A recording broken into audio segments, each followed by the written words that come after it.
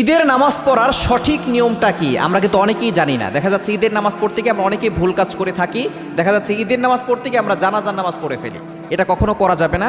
ঈদের নামাজ যেহেতু বছরে মাত্র 2বার পড়া হয়, এজন্য আমরা অনেকেই দেখা যাচ্ছে ঈদের নামাজের নিয়মটা ভুলে যাই। ঈদের নামাজ যদি নিয়মটা আগে থেকে জেনে থাকেন তাহলে দেখবেন আপনার ঈদের নামাজ পড়তে সহজ হয়ে যাবে। ঈদের নামাজে হানাফি মাযহাব অনুসারে আমরা অতিরিক্ত 6টা তাকবীর দিয়ে থাকি। অতিরিক্ত 6টা তাকবীর। আপনি প্রথমে ঈদের নামাজে নিয়ত করবেন, আমি অতিরিক্ত 6 তাকবীরের সহিত ঈদুল ফিতরের 2 রাকাত ওয়াজিব নামাজ কিবলার দিকে মুখ করে ইমামের পিছনে আদায় করতেছি, আল্লাহু আকবার। এটা বললেই আপনার নিয়ত হয়ে যাবে। যদি নিয়ত করতে নাও পারেন, মুখে মুখে আপনার নিয়ত থাকলে, মুখে মুখে না বললে মনে মনে নিয়ত থাকলেই আপনার নিয়ত হয়ে যাবে ইনশাআল্লাহ। সুতরাং অতিরিক্ত 6টা তাকবীর দিতে হবে। কিভাবে তাকবীরগুলো দিবেন? প্রথমেই আমাদের তাকবীর শুরু হবে আল্লাহু আকবার বলে হাতটাকে বেঁধে নিতে হবে। প্রথমে আল্লাহু আকবার বলে হাতটাকে বেঁধে নিব, এরপর আমরা সানা পড়ব। সানা পড়ার পরে এরপর আপনার অতিরিক্ত 3টা তাকবীর দেওয়া হবে।